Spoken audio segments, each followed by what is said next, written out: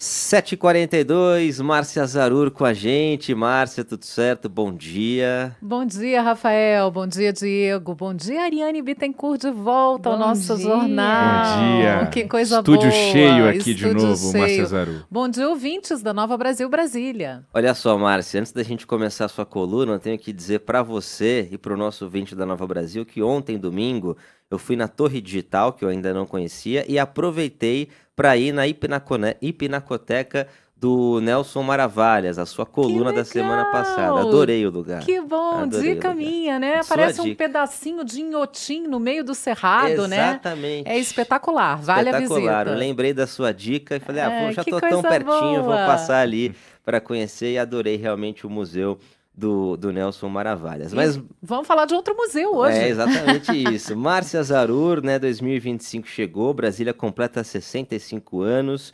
É difícil a gente fazer uma avaliação, pensar, né, como a cidade tão moderna foi erguida com a tecnologia que existia na época. E a gente vai falar um pouquinho sobre isso hoje, né? Enfim, Brasília é um assunto bastante importante aqui no Jornal Nova Brasil Brasília, e também os trabalhos que a Nova Cap tem feito aí em relação a esse assunto também. Exatamente, porque o que acontece é o seguinte, a gente não se dá conta que tinha a tecnologia que foi usada na construção da cidade lá no fim da década de 50, né? A gente pensa hoje inteligência artificial, tudo que a gente tem aí à mão para facilitar, e naquela época não era assim, mas muita gente se esquece. Então o trabalho da Nova Cap também é um trabalho para tentar relembrar as pessoas, é um trabalho de memória, né? Que a gente fala tanto aqui na coluna, como é importante a gente ter memória das coisas.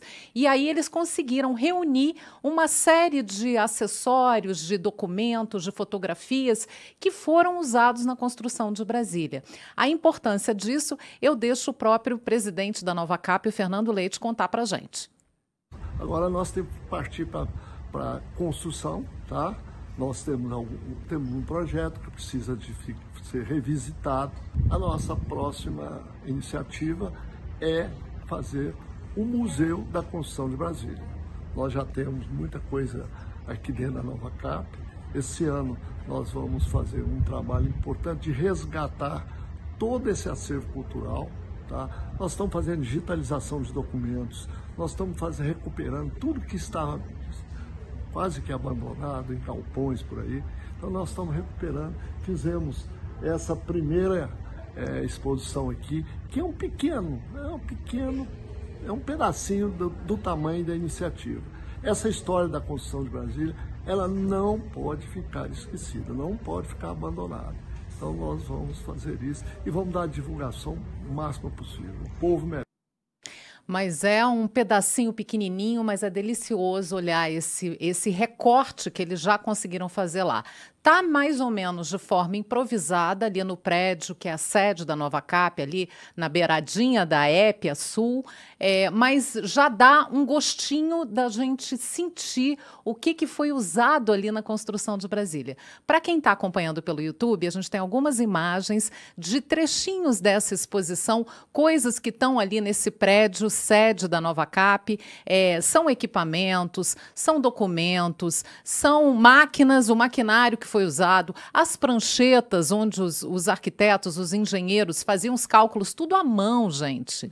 Não tinha computador nessa época. A gente agora que está na época do smartphone, da inteligência artificial, não pode imaginar o que foi essa saga. E o mais incrível é que isso quer dizer, a Brasília foi erguida, esse sonho, essa epopeia, em 1000 dias. Então é um recorde, além de tudo é um recorde. E aí você tem a chance de ver esse material todo que está lá. Tem orelhão, tem rádio de comunicação, tem uma série de telefones ali que vão contando a história. Tem os primeiros celulares ali que eu vi aqui, né, Márcia? Aqueles Motorolas tijolões, gigantes, né? E aí você tem também muitas fotos lindas, fotos que mostram a construção e mostram pessoas que foram muito importantes para essa construção. Obviamente o JK tem destaque, mas Israel Pinheiro também, porque Israel Pinheiro foi o primeiro presidente da Nova Cap e o primeiro prefeito do Distrito Federal. Então, é uma figura que foi importantíssima. As pessoas dizem que o Israel Pinheiro era uma espécie de gerente das obras. Ele passava nos canteiros de obras, fiscalizando, vendo o que estava atrasado, vendo o que não estava. Então, a coisa foi muito... Incrível essa foto.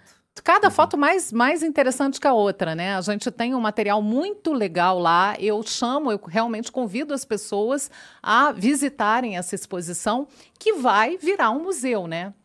Em breve vai virar um museu. Na conversa com o presidente da Nova Cap, ele disse que muito provavelmente ele já tem ali um início de uma construção, um projeto ali naquela área mesmo, às margens da Épia, e que eles vão construir e provavelmente o ano que vem esse museu estará inaugurado. Enquanto não está inaugurado, as pessoas podem acompanhar esse pedacinho aí da exposição que já dá esse gostinho muito bom da gente saber como é que essa história do passado foi construída. Né? Com essa garra, porque a gente fala do JK, a gente fala do projeto do Lúcio Costa, a gente fala de Oscar Niemeyer, a gente fala de Israel Pinheiro, mas tem uma participação fundamental dos candangos, né? Pessoas que vieram de todos os cantos do Brasil para erguer a cidade tinham isso como missão de vida. Então é muito lindo você ver as fotos, você acompanhar essa trajetória, né, que fez Brasília virar o que Brasília é hoje. Então, é muito lindo. A gente tem também um trechinho de uma fala do Claudimar Souza Miranda, que ele é o presidente da comissão para a criação do museu, e está mergulhado nesse trabalho, recolhendo esses objetos, esses documentos e essas fotos. Vamos ouvir. A maior importância é preservação, e não só preservar e guardar, e sim mostrar para novas gerações o que é Brasília, o que é Nova Cap, o que é Lúcio Costa. Ele fala aí de Lúcio Costa e é muito interessante porque o projeto do Lúcio Costa foi o projeto mais simples apresentado, porque a Nova Cap foi criada e abriu-se um concurso para que esses projetos de Brasília, os planos urbanísticos de Brasília, os arquitetos urbanistas iam lá e concorriam e apresentavam seu projeto.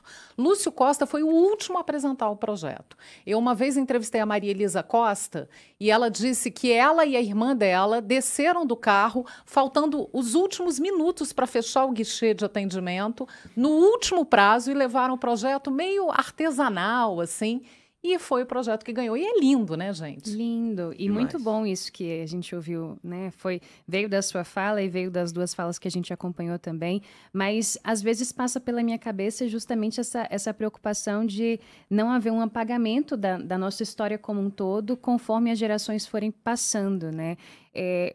Eu não sei se porque a gente está imerso nesse contexto todo de redes sociais, de muita informação que pisca e vai embora, às vezes eu percebo que a minha memória mesmo vai ficando um pouco desgastada e eu não consigo prestar atenção em coisas muito longas. Imagina as novas gerações, né? Porque é tudo ali programado para os vídeos de 30 segundos, para explicações curtas e talvez com menos interesse do que já se teve antes, de se conhecer um pouco mais da história de onde se vive, de quem são as pessoas que construíram isso aqui.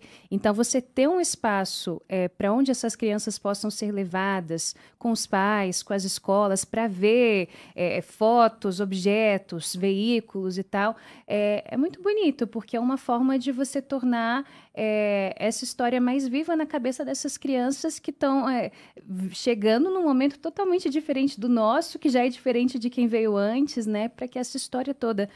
imagina uma cidade ser construída no meio do Brasil, no meio do mato, no meio do nada. Sem tecnologia, e eu complexo. acho isso que você está falando é interessantíssimo, você ter as novas gerações visitando esse acervo, porque essas novas gerações já nasceram com o celular na mão, já têm o computador como parte integrante da vida. Então, para elas é difícil, inclusive, pensar como era antes dessa tecnologia que elas nasceram usando e que está presente no dia a dia o tempo inteiro, né? Então, isso é uma coisa muito interessante, você fazer esse paralelo e você parar para pensar nisso, porque eu acho que as pessoas hoje nem param para pensar, né? Como é que foram esses desafios de construir Brasília naquelas condições, né? O Tebas comentou agora de uma das fotos sensacionais da Esplanada dos Ministérios em construção, mas isso também me leva a refletir sobre a questão do tempo, né? A gente também está um pouco confuso na nossa mente em relação ao tempo. O Brasília está fazendo esse ano 65 anos. Gente, 65 anos não é absolutamente nada. Se a gente parar para pensar, minha mãe fez aniversário semana passada, um beijo para minha mãe que acompanha a gente aqui, fez 68. Fez 68. Minha mãe é mais velha do que Brasília, né? É mais experiente do que Brasília. Então, essas ruas por onde nós andamos diariamente, elas não existiam 65 anos atrás. Era cerrado. Tudo mato, tudo cerrado. Parar para pensar nisso é algo impressionante. É impressionante. E o mais impressionante, na minha concepção, é o fato da cidade ter sido erguida, apesar de todos esses desafios, tão rápido. A gente vê o Teatro Nacional fechado há praticamente 11 anos, né? Quer dizer, a Vila Lobos já está comemorando agora em janeiro 11 anos fechada. Então a gente vê a morosidade em vários momentos, em várias situações no Brasil, e a gente teve essa epopeia, essa odisseia que foi a construção da cidade, pronta, entregue, inaugurada em pouco mais de 1000 dias. Então é uma coisa incrível, 3 anos para você, do nada, fazer surgir uma cidade no meio do cerrado. Então isso é muito encantador. E eu queria fechar essa coluna hoje com um depoimento que eu achei uma das explicações mais poéticas que eu já ouvi de um dos funcionários da Novacap, que é o técnico em recursos humanos, José Alberto Barros. Ele trabalha na empresa desde a década de 70. Trabalha na Novacap desde a década de 70 e ajudou a reunir muito desse material que está no acervo. É a sonora do José Alberto Barros. Vamos ouvir. Até diferentemente de alguns outros historiadores, eu atribuo isso ao levantamento do moral após uma ressaca de 2 bombas atômicas na Segunda Guerra Mundial. O mundo vivia cabisbaixo, envergonhado pelas suas próprias obras. A bomba atômica, as guerras e tudo mais. De repente aparece aqui no Cone Sul um visionário chamado Juscelino Kubitschek dizendo: vamos construir uma cidade moderna e futurista. E o primeiro-ministro da França disse: não é só moderna e futurista, ela é a capital da esperança. Caramba. Coisa mais linda, né? Maravilha. Eu achei essa sonora disse tudo, né? Esse depoimento disse tudo. Quer dizer, tudo de mal que o homem fez precisava, o mundo estava cabisbaixo, como ele falou, né? Depois de bombas atômicas, guerras e tal, e aí veio a capital da esperança. Brasília é a capital da esperança. Sensacional. Márcia Zarur, então, com a gente, falando sobre a capital da esperança, Brasília. Márcia, até a próxima semana, valeu. E é sempre bom lembrar para o nosso ouvinte, quem quiser conferir a coluna também com as imagens, daqui a pouquinho no nosso canal do YouTube, o Jornalismo Nova Brasil. Valeu, e eu sempre boto um recorte também no Instagram, que é o @Márcia Zarur, junto com o @Nova Brasil Brasília. Então no Instagram sempre tem um gostinho da coluna lá. Gente, uma ótima semana, mesmo que ela seja difícil, que seja maravilhosa.